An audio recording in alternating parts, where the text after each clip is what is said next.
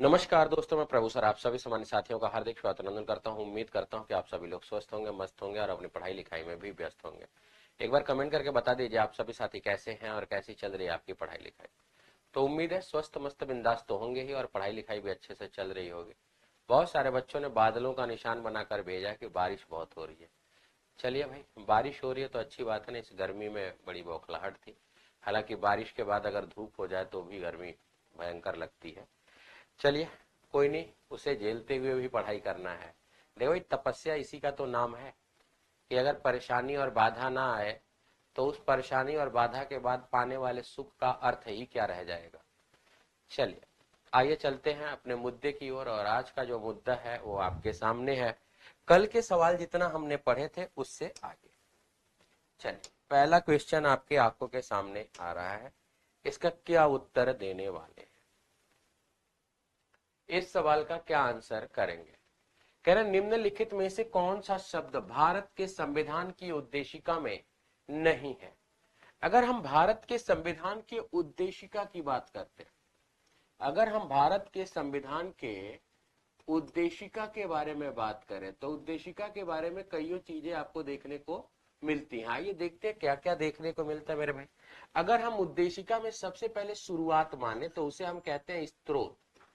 स्त्रोत मतलब उद्देशिका की शुरुआत कहां से की जाती है? तो हम भारत के लोग, we the people of India से की जाती है। हम भारत के लोग यानी we the people of India से की जाती है। अगर हम बात करें यहां पर विशेषता की, तो हमारी प्रस्तावना में जो विशेषता है वो कितने प्रकार की दी गई? तो 5 प्रकार की दी गई है। इसमें पहली विशेषता क्या हो जाती है? तो संपूर्ण प्रभुत्व संपन्न हो जाता है। संपूर्ण प्रभुत्व संपन्न हो जाता है। फिर आपकी विशेषता हो जाएगी समाजवादी। फिर विशेषता हो जाती है पंथ निरपेक्ष, पंथ निरपेक्ष। फिर विशेषता हो जाएगा लोकतंत्र। फिर एक और विशेषता हो जाती है गणराज्य। ये बात आपको एक क्रम से याद होना चाहिए, एक क्रम से याद होना चाहिए मेरे भाई। आगे देखिए, विशेषता के बाद यदि हम बात करते हैं तो क्रम क्या आता है? तो न्याय का आता है। न्याय कितने हैं? तो 3 प्रकार के न्याय हैं, जिसमें आपका पहला न्याय क्या हो जाता है? तो सामाजिक न्याय हो जाता है। दूसरा न्याय क्या हो जाता है? सामाजिक न्याय के बाद तो आर्थिक न्याय हो जाता है। आर्थिक के बाद कैसा न्याय हो जाता है? तो राजनैतिक न्याय हो जाता है। तो सामाजिक, आर्थिक व राजनैतिक न्याय हो जाता है। न्याय के बाद यदि हम बात करें स्वतंत्रता की, तो स्वतंत्रता कितने प्रकार की होती है? तो स्वतंत्रता 5 प्रकार की होती है। विचार की स्वतंत्रता, अभिव्यक्ति, विचार, अभिव्यक्ति, अभिव्यक्ति, विश्वास, धर्म और उपासना की स्वतंत्रता की बात की जाती है। स्वतंत्रता के बाद आता है समानता। समानता कितने प्रकार का दिया गया है? तो 2 प्रकार का दिया गया है, जिसका मतलब होता है प्रतिष्ठा व अवसर। प्रतिष्ठा व अवसर 2 प्रकार का हो गया। इसके बाद एक शब्द आता है बंधुता। बंधुता शब्द का अर्थ क्या हो जाता है? तो बंधुता शब्द का अर्थ हो जाता है भाईचारा। बंधुता शब्द का अर्थ क्या हो गया? तो भाईचारा हो गया। एक शब्द आता है एकता व अखंडता। एकता व अखंडता। तो अगर हमारे यहाँ बंधुता है तभी एकता व अखंडता भी। तो ये सारे शब्द आपको कहां पे देखने को मिल जाते हैं? तो ये सारे शब्द आपको उद्देशिका में देखने को मिल जाते हैं। कह रहा है समाजवादी शब्द, पंथ निरपेक्ष, संपूर्ण प्रभुत्व, लोक कल्याण शब्द का प्रयोग यहाँ पे नहीं किया गया। लोक कल्याण शब्द का प्रयोग यहाँ पर नहीं किया गया है। अभी अभी जो बिहार में पेपर चल रहा था उसमें इंग्लिश टर्मिनोलॉजी हिंदी में आ जा रहा था। तो बंधुता शब्द की इंग्लिश टर्मिनोलॉजी को आप क्या बोलेंगे? तो इसे ब्रदरहुड बोलेंगे। बंधुता, भाईचारा, भाईचारा का मतलब होता है ब्रदरहुड। बंधुता को फैटर्निटी बोलते हैं, है ना, लेकिन भाईचारा का अर्थ हो जाता है ब्रदरहुड। चलिएगा आगे, अगला शब्द, प्रस्तावना का वह प्रावधान जो सभी वयस्क नागरिकों को मतदान का अधिकार प्रदान करता है। प्रस्तावना का वह प्रावधान जो सभी वयस्क नागरिकों को मतदान का अधिकार प्रदान करता है क्या कहलाता है? चलिए भाई, इसका क्या उत्तर देने वाले हैं? इस सवाल का आंसर क्या चलेगा भाई? चलिए, तो प्रस्तावना का वह प्रावधान जो सभी वयस्क नागरिकों को मतदान का अधिकार प्रदान करता है। तो देखो भाई, मतदान, अगर हम पंथ निरपेक्ष की बात करें तो विशेष धर्म नहीं है, विशेष धर्म नहीं है ना। पंथ निरपेक्ष का मतलब हो गया विशेष धर्म नहीं है। लोकतंत्र का मतलब है समानता, लोकतंत्र का मतलब है समानता, समानता का मतलब है सबके लिए अवसर, सबके लिए अवसर। और लोकतंत्र ही आपको क्या देता है? तो लोकतंत्र ही आपको मतदान का अधिकार, नागरिकों को चुनाव लड़ने का अधिकार देता है, मतदान का अधिकार देता है।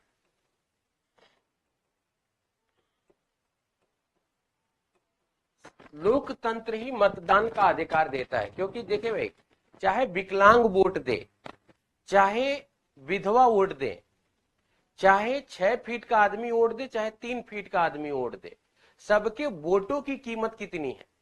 तो सबके वोटों की कीमत जो है 1 वोट। तो सबकी वैल्यू कैसी हो गई? एक समान। ये प्रदान किसने किया? लोकतंत्र ने किया। समाजवाद का मतलब होता है सब बराबर,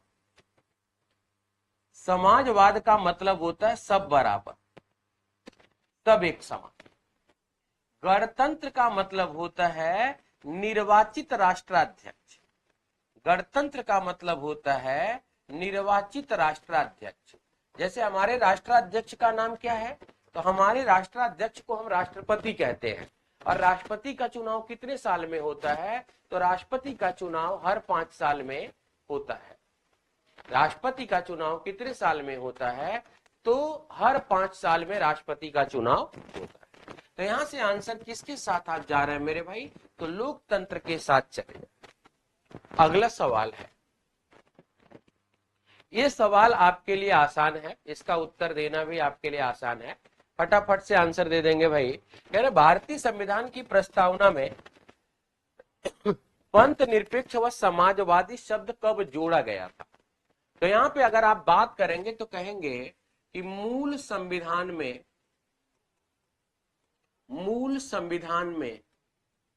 विशेषता 3 था। वर्तमान में इसकी संख्या 5 है। विशेषता कौन सी है? तो पहली विशेषता आपकी हो जाती है संपूर्ण प्रभुत्व संपन्न हो जाती है। दूसरी विशेषता क्या हो जाती है? तो दूसरी विशेषता हो जाती है समाजवादी। तीसरी विशेषता क्या हो जाती है? तो तीसरी विशेषता हो जाती है पंथ निरपेक्ष। चौथा विशेषता क्या हो जाता है? तो चौथा विशेषता हो जाता है लोकतंत्र। और पांचवी विशेषता हो जाती है गणराज्य। पांचवी विशेषता हो जाती है गणराज्य। ठीक है भैया, वीडियो ही रुक गया तो बड़ा कमाल हुआ भाई।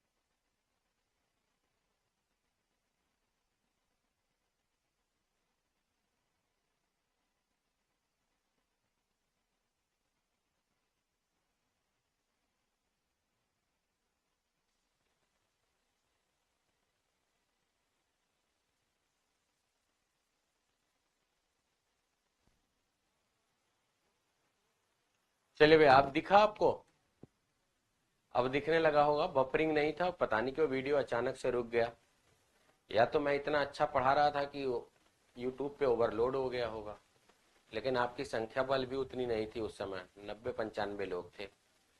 चल, जैसे बचपन में होता नहीं था कि मनाते रहते थे कि बारिश हो जाए तो स्कूल ना जाना पड़े, वैसे ही आप लोग भी मनाते रहते होंगे कि बफरिंग हो जाए या वीडियो रुक जाए तो मैं भाग जाऊं, है ना। तो जैसे अभी 90-92 लोग थे और अब 74-75 पे आ गए आप, तो बाकी लोग चले ही गए। स्कूल में जब बचपन में हम जाते थे तो हमारा स्कूल जो था ना, वहां पे फीस के कैलकुलेशन के लिए 31 या 30 तारीख को, महीने की अंतिम तारीख को हाफ डे हो जाता था। तो हमें ये लगता था कि हर रोज महीने का अंतिम दिन हो, ताकि हाफ डे हर रोज हो जाए। ठीक है, तो कोई ना कोई बहाना चाहिए छोड़ के जाने का। आइए भैया, भारतीय संविधान की प्रस्तावना में पंथ निरपेक्ष और समाजवादी शब्द जोड़े गए। तो ये पंथ निरपेक्ष और समाजवादी शब्द जो जोड़े गए, ये आपका 42वां कॉन्स्टिट्यूशनल अमेंडमेंट एक्ट 1976 के द्वारा जोड़े गए थे। एक बार संशोधन किया गया। अब तक प्रस्तावना में कितनी बार संशोधन है? तो एक बार संशोधन प्रस्तावना में किया गया भाई, एक बार। और यह संशोधन जब किया गया, उस समय भारत के प्रधानमंत्री कौन थी? तो उस समय भारत की प्रधानमंत्री इंदिरा गांधी थी। उस समय भारत के राष्ट्रपति कौन थे? तो उस समय भारत के राष्ट्रपति फखरुद्दीन अली अहमद थे।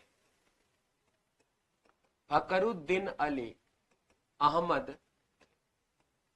अगर उस समय के भारत के कानून मंत्री कौन थे? तो उस समय के भारत के कानून मंत्री HR गोखले थे।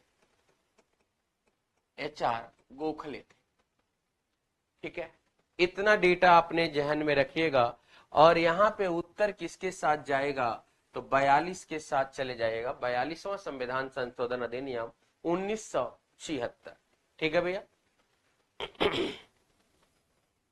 अगला सवाल आपके सामने है, इसका क्या उत्तर देंगे?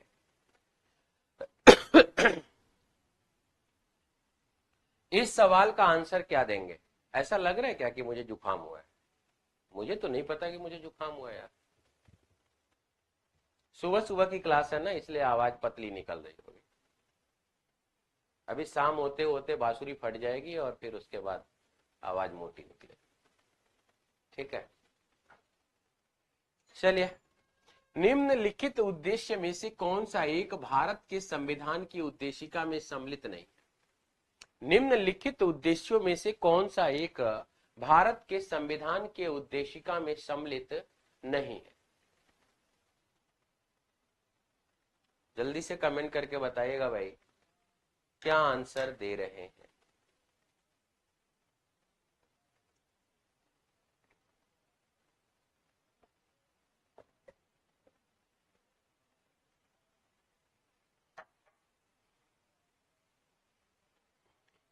निम्नलिखित में से उद्देश्य में से कौन सा एक भारत के संविधान के उद्देशिका में नहीं है?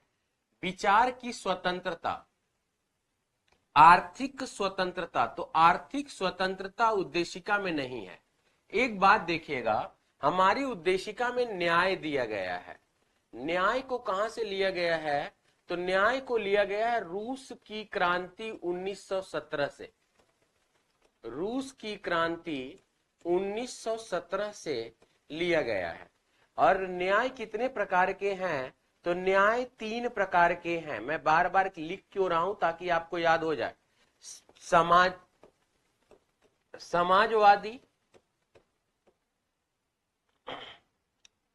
समाजवादी नहीं यार, सामाजिक, आर्थिक व राजनैतिक। 3 प्रकार के आपके क्या हो जाते हैं? न्याय हो जाते हैं। अगर यहीं पे हम स्वतंत्रता की बात करते हैं, स्वतंत्रता की बात करते हैं, तो स्वतंत्रता कितने प्रकार? स्वतंत्रता को कहां से लिया गया? तो स्वतंत्रता को फ्रांस की क्रांति 1789 से लिया गया है। फ्रांस की क्रांति 1789 से लिया गया है। और फ्रांस की क्रांति 1789 में यह कितने प्रकार का हो जाता है? तो 5 प्रकार का हो जाता है। जैसे पहला हो जाएगा, क्रम से याद रखिएगा, विचार। दूसरा हो जाएगा अभिव्यक्ति, तीसरा हो जाएगा विश्वास, चौथा हो जाएगा धर्म और पांचवा हो जाएगा उपासना। उपासना तो विचार, अभिव्यक्ति, विश्वास, धर्म और उपासना। तो यहां पर देखें आर्थिक जो है वो न्याय है, आर्थिक जो है वो न्याय है, ना कि स्वतंत्रता। तो आंसर क्या हो जाएगा? सर एक क्वेश्चन में हमेशा कंफ्यूजन रहता है कि भारत के संविधान कब लागू हुआ था। तो भारत का संविधान कब लागू होने की बात करेगा, प्रवर्तन, प्रवर्तन शब्द पूछेगा, प्रवर्तन शब्द पूछेगा। तो इसके लिए आंसर आपका हो जाएगा 26 जनवरी 1950, ये उत्तर हो जाएगा। हमारा संविधान कब बनकर तैयार हुआ था? हमारा संविधान कब बनकर तैयार हुआ था? हमारा संविधान कब अंगीकृत किया गया? हमारा संविधान कब अधिनियमित किया गया? अधिनियमित किया गया। हमारा संविधान कब भारत की जनता को सौंपा गया यानी आत्मार्पित किया गया? ये सारे सवालों का उत्तर हो जाएगा 26 नवंबर 1949। 26 नवंबर 1949, क्योंकि इस दिन हमारा संविधान बनकर तैयार हुआ था, है ना भैया। चलिए तो यहां पे आंसर क्या हो जाएगा? आर्थिक स्वतंत्रता। अगला सवाल है, अब तक भारत के संविधान की उद्देशिका में कितनी बार संशोधन किया जा चुका है?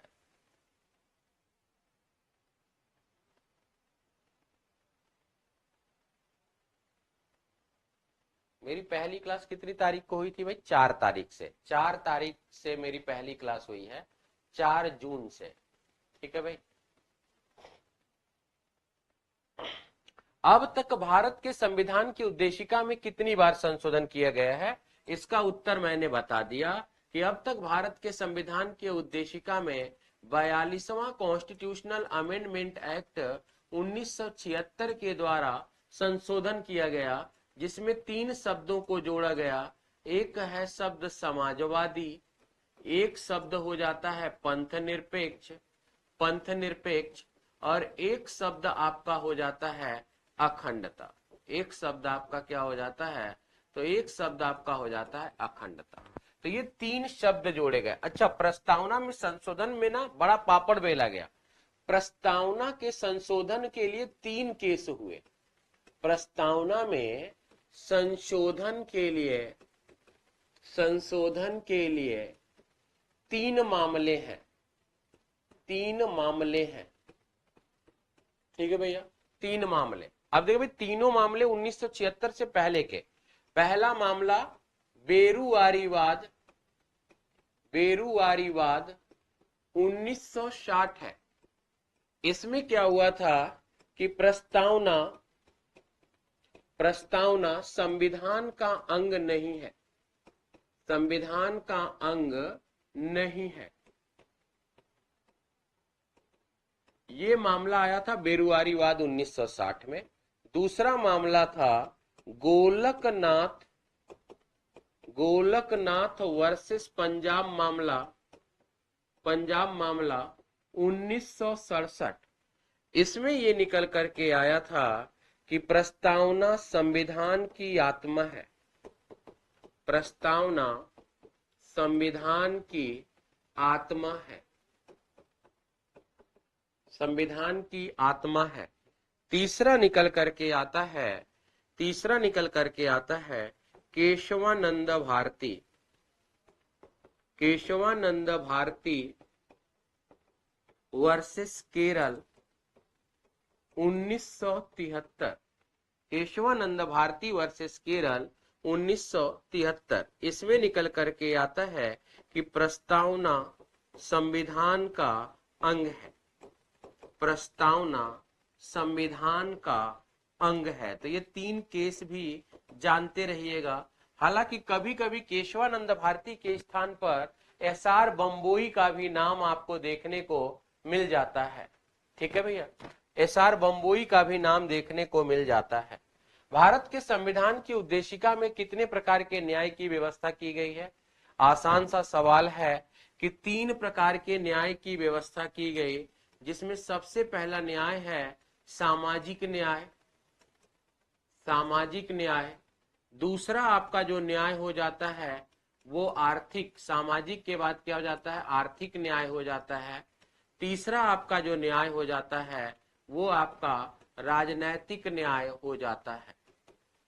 राजनैतिक न्याय हो जाता है। तो सामाजिक, आर्थिक और राजनैतिक, ये 3 प्रकार के न्याय की व्यवस्था की गई है। ठीक है भैया, चलिएगा, बढ़िया, जबरदस्त। अगला सवाल,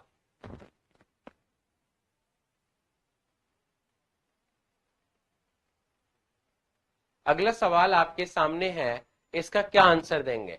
भारत के संविधान के उद्देश्यों में सम्मिलित आर्थिक न्याय किसमें उपबंध किया गया है। आर्थिक न्याय का उपबंध किसमें किया गया है, जल्दी से कमेंट करके बताइएगा भाई। भारत के संविधान के उद्देश्यों में सम्मिलित आर्थिक न्याय का किसमें उपबंध किया गया है। आर्थिक न्याय है ना। आर्थिक न्याय की एक बात तो उद्देशिका में मैच करती है, तो उद्देशिका 2 में आ रहा है, तो ये 2 कॉमन हो गए। तो आर्थिक न्याय की बात ना राज्य के नीति निषेध तत्व के अनुच्छेद 39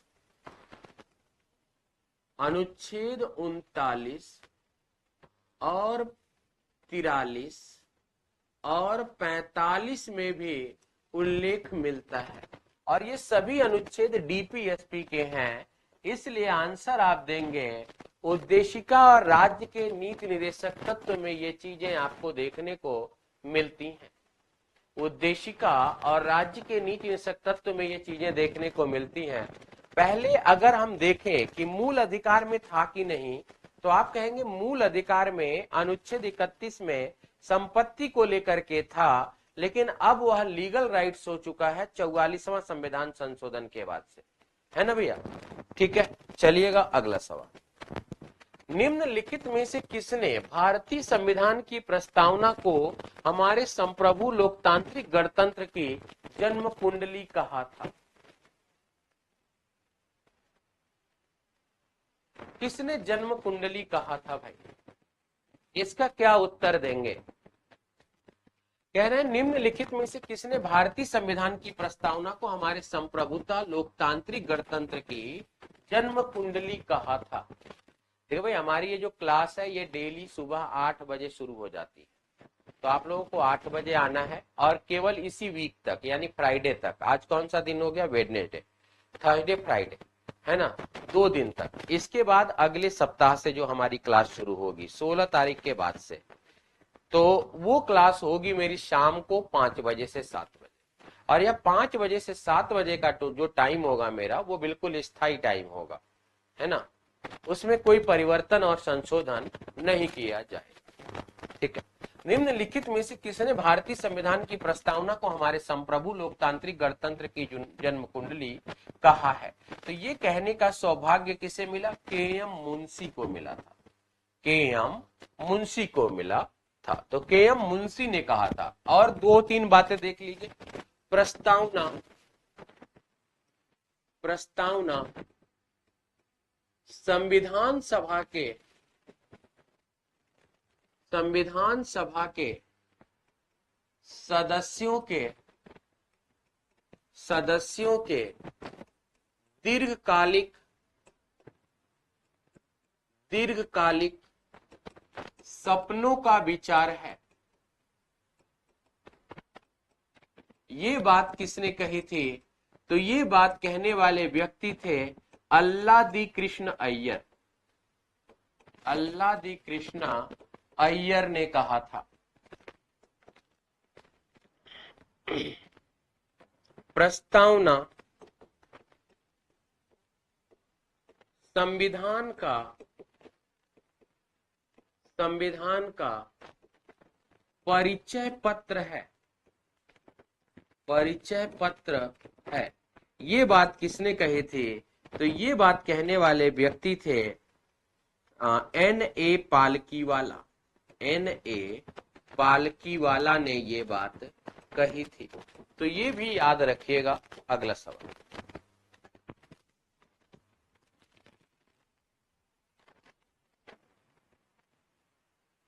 ठीक है भैया। अगला सवाल, इसका क्या उत्तर देने वाले हैं। संविधान की प्रस्तावना में प्रयुक्त शब्द पंथ निरपेक्ष है ना, पंथ निरपेक्ष, सेक्युलर का अर्थ क्या है। पंथ निरपेक्ष का अर्थ क्या होता है, इसके बारे में बात करेंगे। ठीक है, अगर हम यहाँ पे बात करें पंथ निरपेक्ष की, है ना, पंथ निरपेक्ष की बात करते हैं, तो पंथ का शाब्दिक अर्थ क्या निकल के आता है, विचार। जैसे आपके गांव में कोई कबीर के विचारों को मानता होगा ना, तो उसे आप बड़े प्यार से कहते हैं कबीर पंथी हैं। वो क्या है, कबीर पंथी हैं। और निरपेक्ष का मतलब होता है पक्ष में नहीं, निरपेक्ष का मतलब होता है पक्ष में नहीं। तो यहाँ पे देखिए कि किसी भी विचार के आधार पर, किसी भी विचार के आधार पर, विचार के आधार पर किसी के साथ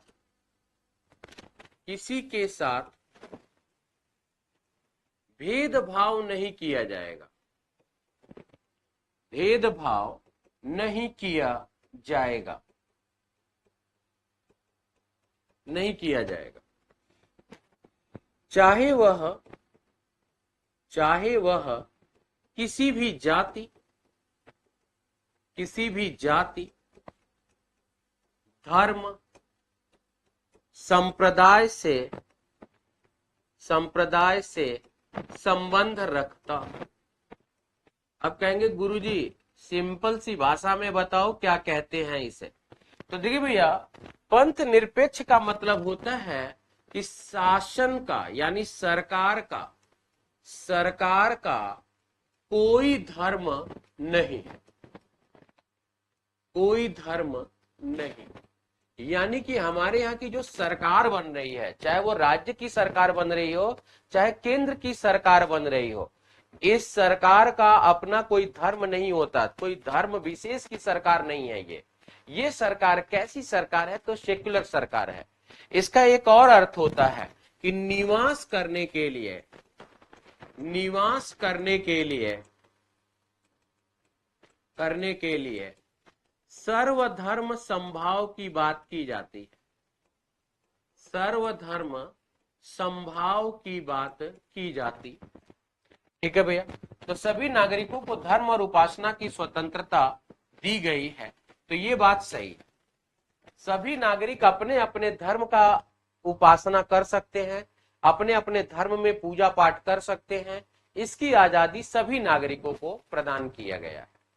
ठीक है, तो यहां से आंसर हो जाएगा आपका ए राइट आंसर। अगला सवाल, चलिए भाई देखिए, मैं लिख लिख के क्यों पढ़ाता हूं। हो सकता है कि मैं आपको लास्ट में 2-4 क्वेश्चन कम पढ़ाऊं, लेकिन मेरा ये रहता है कि जितना भी पढ़े पक्का पढ़े, है ना, जितना भी पढ़े पक्का पढ़े।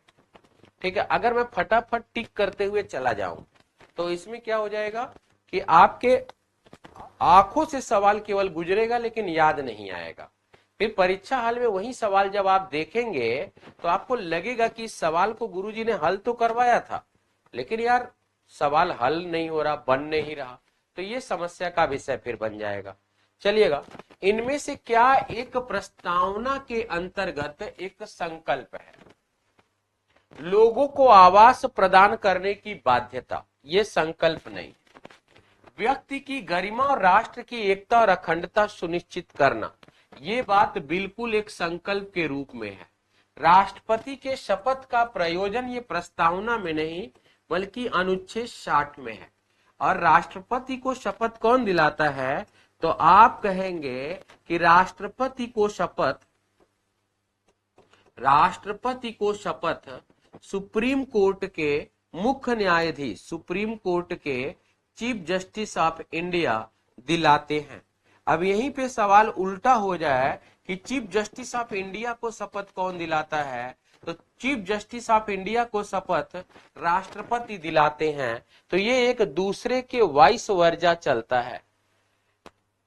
ठीक है, तो यहाँ पे आंसर क्या हो जाएगा, तो व्यक्ति की गरिमा और राष्ट्र की एकता और अखंडता को बनाए रखना। नेक्स्ट क्वेश्चन है, भारत में संसदीय प्रणाली किस देश से प्रेरित है? भारत में संसदीय प्रणाली किस देश से प्रेरित है, कहां से लिया गया है? आइए पहले तो देखते हैं कि कहां से हमने क्या क्या लिया। जैसे अमेरिका की बात करते हैं तो अमेरिका की चीजें थोड़ी बड़ी हैं, फिर भी देखते हैं, यहां से देखते हैं। अमेरिका से हमने क्या लिया, तो मूल अधिकार। अमेरिका से हमने क्या लिया, तो मूल अधिकार लिया। मूल अधिकार के बाद क्या लिया, तो हमने प्रस्तावना भी अमेरिका से लिया है। ये सुप्रीम कोर्ट और न्यायपालिका का प्रावधान भी अमेरिका से लिया है। अगर कोई आपसे पूछे न्यायिक पुनरावलोकन, न्यायिक पुनर्वलोकन की बात भी कहां से ली गई है, तो अमेरिका से ली गई है। उपराष्ट्रपति का निर्वाचन, उपराष्ट्रपति का निर्वाचन कहां से लिया गया है, तो ये बात भी अमेरिका से लिया गया है। वित्तीय आपातकाल, वित्तीय आपातकाल भी अमेरिका से लिया गया है। वित्तीय आपातकाल PIL भी अमेरिका से लिया गया है। हम भारत के लोग, हम भारत के लोग शब्द को भी अमेरिका से लिया गया है। ठीक है, तो ये बातें हैं अमेरिका की। अगर हम जापान की बात करें तो जापान से लिया गया है विधि की स्थापित प्रक्रिया। विधि की स्थापित प्रक्रिया को कहां से लिया गया, तो विधि की स्थापित प्रक्रिया को जापान से लिया गया है। अगर हम जर्मनी से बात करें तो जर्मनी से आपातकालीन प्रावधान लिया गया है। आपातकालीन प्रावधान कहां से लिया गया, तो जर्मनी से लिया गया है। अब आते हैं ब्रिटेन। ब्रिटेन से क्या लिया गया है, तो संसदीय शासन प्रणाली। संसदीय शासन प्रणाली कहां से ली गई, ब्रिटेन से। विधि की उचित प्रक्रिया, विधि की उचित प्रक्रिया को कहां से लिया गया, तो विधि के उचित प्रक्रिया को ब्रिटेन से लिया गया है। एकल नागरिकता, एकल नागरिकता के प्रावधान को कहां से लिया गया, तो एकल नागरिकता के प्रावधान को ब्रिटेन से लिया गया है। नाम मात्र का राष्ट्राध्यक्ष, नाम मात्र का राष्ट्राध्यक्ष, ये बात कहां से ली गई, तो ये बात भी ब्रिटेन से लिया गया। विधि का शासन, विधि का शासन कहां से लिया गया, तो ये भी ब्रिटेन से लिया गया है। तो यहां से आंसर किसके साथ जाएगा आपका, तो ब्रिटेन के साथ जाएगा। चलिएगा अगला सवाल आपके सामने है, इसका क्या आंसर है।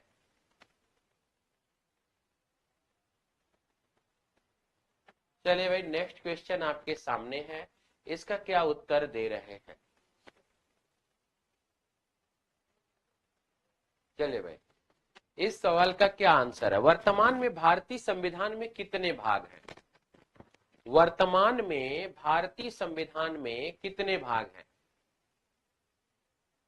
चलिए भैया, मूल रूप से भाग की संख्या कितनी है, मूल रूप से भाग की संख्या कितनी है, मूल रूप से भाग की संख्या कितनी है, तो मूल रूप से भाग की संख्या 22 है।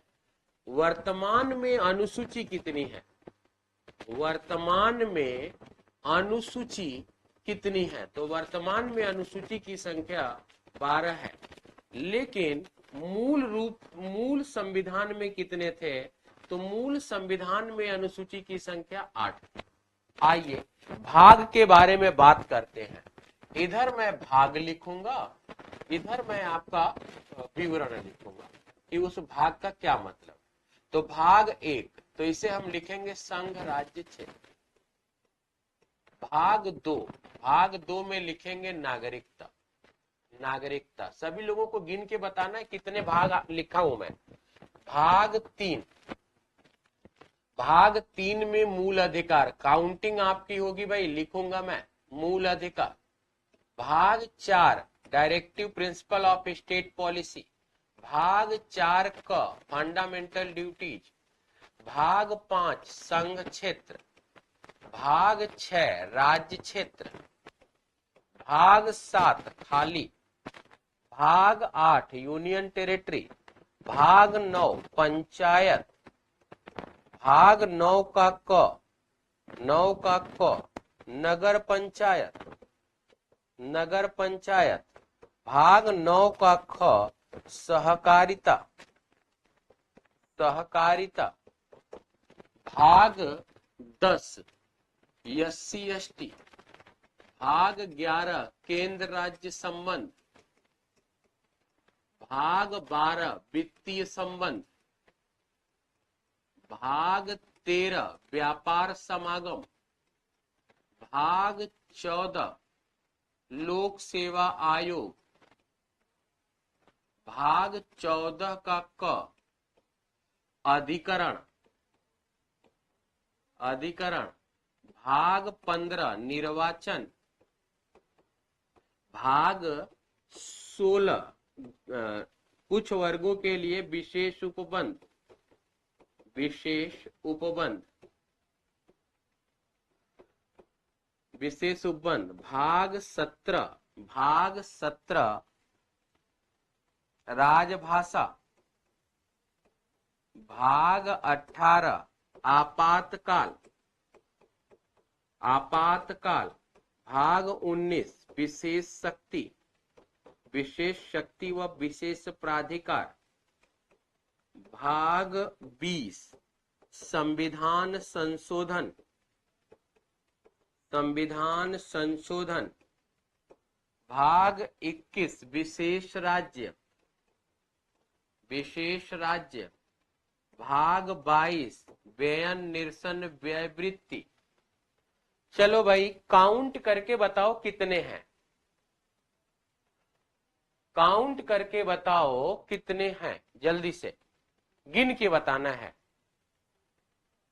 चलिए जितने लोगों ने 22 उत्तर दिया था इसका उत्तर होगा 25। अब इसे गिन के बताओ कि ये 25 हैं कि नहीं। चलो भाई मैं गिनता हूं 1 से लेकर के 4 तक, 4 सही है, 4 5 6 7 ये खाली है तो इसे नहीं गिनेंगे। 8 9 10 11 12 13 14 15 16 17 18 19 20 21 22 23 24 और 25 गिन के देखिए 25 है कि नहीं। तो वर्तमान में भाग की संख्या कितनी है, तो वर्तमान में भाग की संख्या 25 है प्रूफ के साथ। तो आंसर किसके साथ जाना है, 25 है। नहीं मूल रूप से गिनती 22 लिखी है बेटा, लेकिन गिनोगे तो इनकी संख्या वर्तमान में कितनी दिखेगी, तो 25 दिखेगी। गिन के आप देख लो, गिन के आप देख लो, क्योंकि आपके एक भाग को कैंसिल किया गया, 1 2 3 और ये 4, ये 4 भागों को बाद में जोड़ा गया, यानी 22 में से एक भाग कैंसिल हुआ तो 21 और 4 को हमने बाद में जोड़ा तो 25, यानी कुल 25 भाग हो गए। ठीक, चलिए अगला सवाल है। अच्छा लगा, समझ में आया होगा, पता चला होगा कि कॉन्सेप्ट कैसे क्लियर हो गया अचानक से आपका, है ना। चलिए भाई दिल उड़ना शुरू हो गया है, मतलब अच्छा लगा। चलिए भारतीय संविधान के अर्ध संघीय संविधान की संज्ञा किसने प्रदान की थी। चलो भैया इसका क्या उत्तर देने वाले हैं।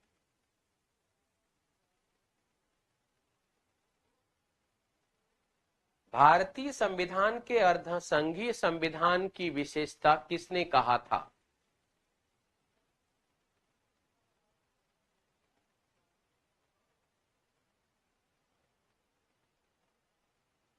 भारतीय संविधान अर्ध संघीय है या सहकारी है, ये बात किसने कहा था, केसी वेयर ने। आइवर जेनिंग्स ने वकीलों का स्वर्ग, भारतीय संविधान को क्या कहा था, वकीलों का स्वर्ग कहा था। भीमराव अंबेडकर ने भारतीय संविधान को क्या कहा था, तो भीमराव अंबेडकर ने भारतीय संविधान को क्या कहा है भाई? तो विशेष पुस्तक या गुलदस्ता, पूरे भारत की धरोहर। चलिए अगला सवाल आपके सामने है, इसका क्या उत्तर देने वाले हैं? इस सवाल का क्या उत्तर देंगे? हम भारत के लोक शब्द का प्रयोग संविधान में कहां किया गया है ना? हम भारत के लोक शब्द का प्रयोग संविधान में कहां किया गया है? तो हम भारत के लोक शब्द का जो प्रयोग है वो संविधान में कहां किया गया? तो आपको पता है संविधान की प्रस्तावना का जो शुरुआत होता है उसी में लिखा गया है we the people of India, we the people of India, उसी में लिखा गया है। एक बात और देखिए, हम भारत के लोक शब्द का मतलब क्या होता है? तो यहां पे हम कहेंगे कि संविधान की अंतिम शक्ति, संविधान की अंतिम शक्ति, अंतिम शक्ति भारत की जनता में निहित है, भारत की जनता में निहित है, भारत की जनता में निहित है। तो संविधान की अंतिम शक्ति कहां पे निहित है? तो भारत की जनता में निहित है। इस शब्द को लिया कहां से गया है? तो मैंने कई बार बता दिया, अमेरिका से, और मैं अभी भी बता रहा हूं अमेरिका से। क्यों? क्योंकि जितनी बार आएगा उतनी बार बताऊंगा। ठीक है भैया? चलिए, सभी व्यक्ति पूर्णतः और समान रूप से मानव है, यह सिद्धांत कौन कहता है? सभी व्यक्ति पूर्णतः और समान रूप से मानव है, यह सिद्धांत क्या कहलाता है? कथन कारण के भी सवाल अब होंगे आपके, क्योंकि आपके दरोगा परीक्षा में खूब पूछे गए हैं, है ना? एक मेरा ही विषय था जिसका सवाल ठीक ठाक आया था, बाकी सवाल बहुत कंफ्यूज किए थे कथन कारण का। पॉलिटी के सवाल ठीक ठाक आए थे मेरे हिसाब से। भाई मेंस परीक्षा देने जाएंगे तो लेवल तो बढ़ेगा, है ना? मेंस परीक्षा जब देने जाएंगे ना तो उसका लेवल बढ़ेगा। आप मेंस देने जा रहे हैं, ठीक है? चलिए, अच्छा, सब हो जाएगा। सभी व्यक्ति पूर्णतः और समान रूप से मानव है, यह सिद्धांत क्या कहलाता है? तो यह सिद्धांत समाजवाद कहलाता है। एक बात देखिए, भारत की समाजवादी व्यवस्था कैसी व्यवस्था है? तो कहिएगा भारत की समाजवादी व्यवस्था कार्ल मार्क्स प्लस गांधीवादी है। भारत की समाजवादी व्यवस्था कैसी व्यवस्था है? तो भारत की समाजवादी व्यवस्था कार्ल मार्क्स और गांधीवादी है।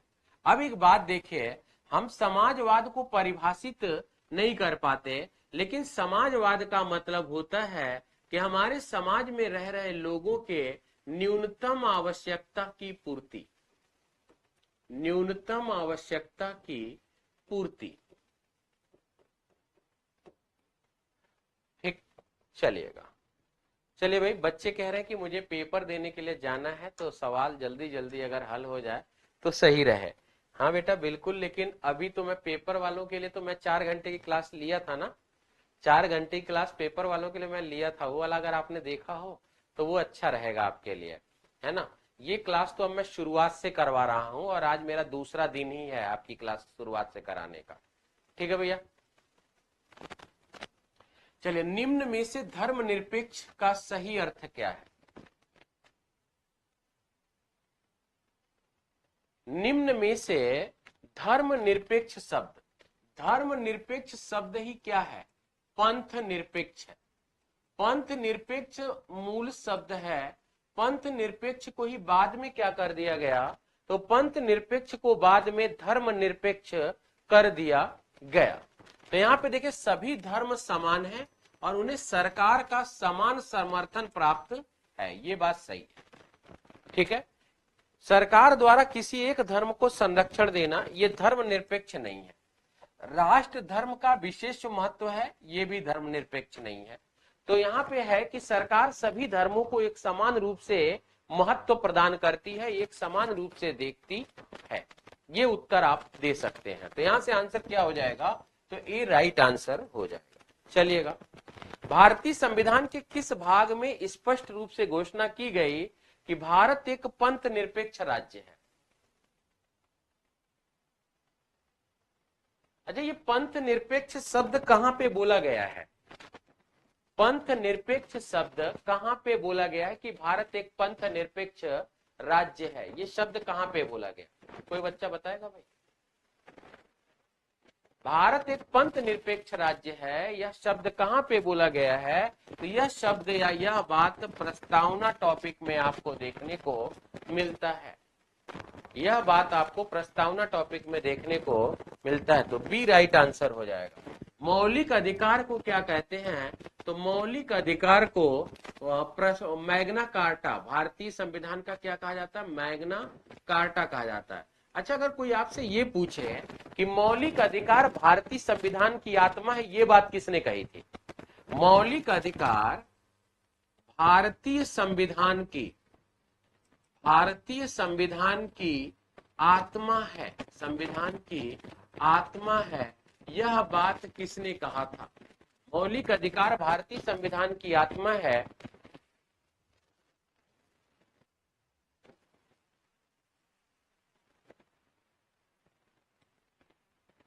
ठीक है भैया। तो मौलिक अधिकार भारतीय संविधान की आत्मा है, यह बात कहां पे किसने कहा था? तो ये बात कहने वाले व्यक्ति थे पंडित जेएल नेहरू। यह बात कहने वाले व्यक्ति का नाम क्या हो जाता है? पंडित जवाहरलाल नेहरू ने कहा था। बहुत सारे बच्चे कह रहे हैं कि भीमराव अंबेडकर ने क्या कहा था? तो भीमराव अंबेडकर के अनुसार भारतीय संविधान की आत्मा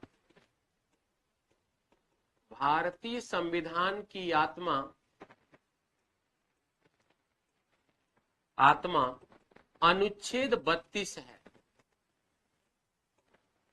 भीमराव अंबेडकर के अनुसार भारतीय संविधान की आत्मा अनुच्छेद 32 है। ठीक है। राज्य के नीति निषेध तत्व को भारतीय संविधान की आत्मा किसे कहा था भाई? तो डीपीएसपी को भारतीय संविधान की आत्मा ग्रेनवेल ऑस्टिन ने कहा था।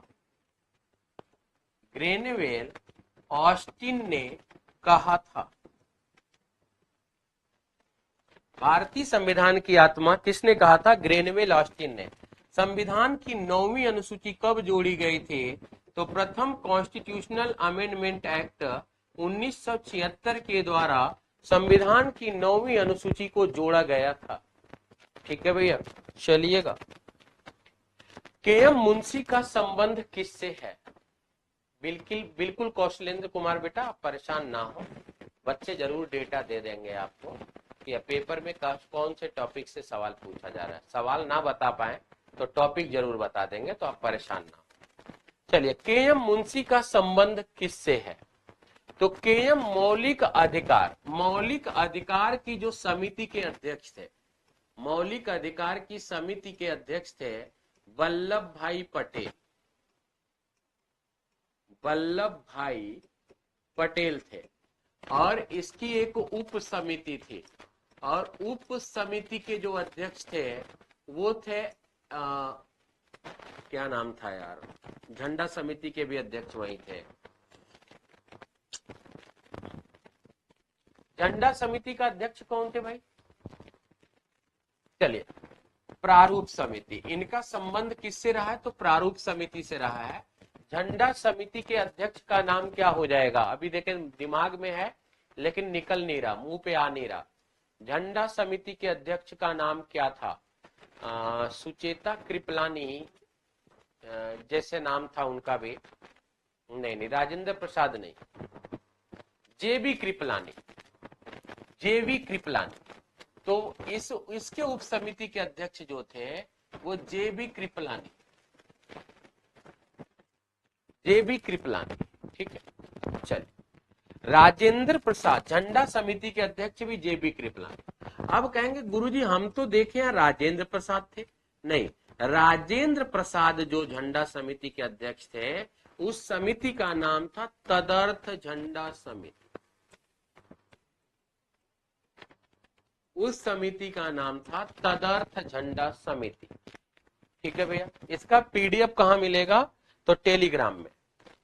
किसी राज्य के लिए सर्वाधिक महत्वपूर्ण तथ्य है, आज का आखिरी सवाल, किसी राज्य के लिए सर्वाधिक महत्वपूर्ण तथ्य है अखंडता, संप्रभुता, स्वच्छता और समाजवाद। स्वच्छता और समाजवाद, तो यहां पे कहेंगे संप्रभुता। अच्छी बात बताइए, अगर मैं पूछूं आपके राज्य का नाम क्या है तो क्या बताएंगे? अपने अपने राज्य का नाम लिखें। देखिए राज्य के 4 तत्व हैं, अगर जो चारों तत्व को सेटिस्फाई करेगा वही राज्य माना जाएगा, जो चारों तत्व को सेटिस्फाई करेगा। जैसे राज्य का पहला क्या है कि राज्य का अपना एक भूभाग हो और उस भूभाग की अपनी एक क्या हो, सीमा हो, और उस सीमा में क्या हो, रहने वाले लोग हो, रहने वाले लोग हो, और लोगों पर शासन करने के लिए क्या हो, तो लोगों पे शासन करने के लिए सरकार हो, और सरकार कैसी हो, तो सरकार संप्रभु हो।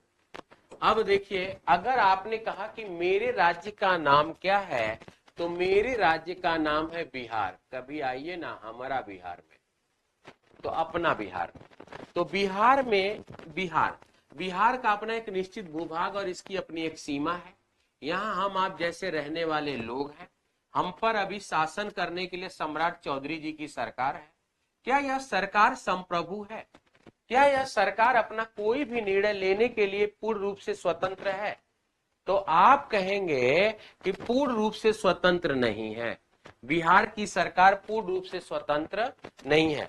अगर यहीं पर हम राज्य का नाम क्या लिखें, भारत लिखें, तो भारत के बारे में देखें कि इसका भी एक निश्चित भूभाग है, यहाँ पे हम आप जैसे रहने वाले लोग हैं, हम पर शासन करने के लिए मोदी जी की सरकार है, और भारत अपने मामले में कोई भी निर्णय लेने के लिए स्वतंत्र है। भारत अपने मामले में कोई भी निर्णय लेने के लिए स्वतंत्र है। तो संप्रभुता किसके साथ जा रही है? भारत के साथ जा रही है। इसका मतलब हुआ कि राज्य का नाम भारत है, तो बिहार क्या हो गया, तो बिहार है भारत का एक प्रांत है। बिहार जो है भारत का प्रांत है। ठीक है भैया, तो यहाँ पे एक बात आपको याद आई होगी कि बिहार की ये सारी बातें सही थी, मामला फंस कहाँ रहा था, संप्रभुता पे। तो यहाँ से सवाल पूछा गया कि किसी राज्य के लिए सबसे महत्वपूर्ण विशेषता या सबसे महत्वपूर्ण तत्व या सबसे महत्वपूर्ण तथ्य क्या हो सकता है? तो आपको पता चल गया इसका आंसर कि संप्रभुता होगा, यानी बी राइट आंसर। तो आज के लिए इतना ही सेवा था।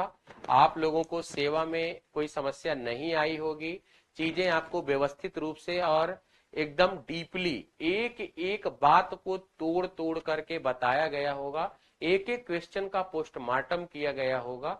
तो उम्मीद है कि आप सभी लोगों को यह सेशन बहुत अच्छा लगा होगा। ठीक है भाई, तो आज के सेशन में इतना ही रखते हैं, फिर मिलेंगे आगे कल सुबह 8 बजे। कल सुबह 8 बजे देखिए भाई, अभी ना ऑफलाइन की जब दुनिया हुआ करती थी ना, तो बच्चे टीचर का इंतजार करते थे कि गुरुजी कब आएंगे। किसी दिन गुरुजी नहीं पहुंचते थे तो बच्चे परेशान हो जाते थे कि लगा था कि हमारे मास्टर का तबीयत खराब हुआ। लेकिन आज ऑनलाइन की दुनिया हो गई है, अब बच्चन का इंतजार गुरुजी करते हैं, और गुरुजी के मन में दुविधा रहती है कि हमार बचौआ लगा था केहू और के क्लास में पढ़ा था, हमार क्लास होके ना ही बढ़िया लगल, काल लगा था कि हम बढ़िया ना पढ़ाई रही, ऐसे आज ही हमारी क्लासी में नहीं अलन। ठीक है, इस तरह की चीजें मन में आने लगती हैं ऑनलाइन में। तो भैया लोगन, अगर कोनो चीज का सुधार करे के हुई, कोनो बात कहे के हुई, तो फटाक से कह दे, अगले दिन वो परिवर्तन तो होके दिखी है ना। तो तू अपन अपन बात कह दे, तो हर बात के तुरंत का तुरंत एग्जीक्यूट कर जाए। ठीक बा भैया, आज के लिए इतना ही। धन्यवाद, नमस्कार।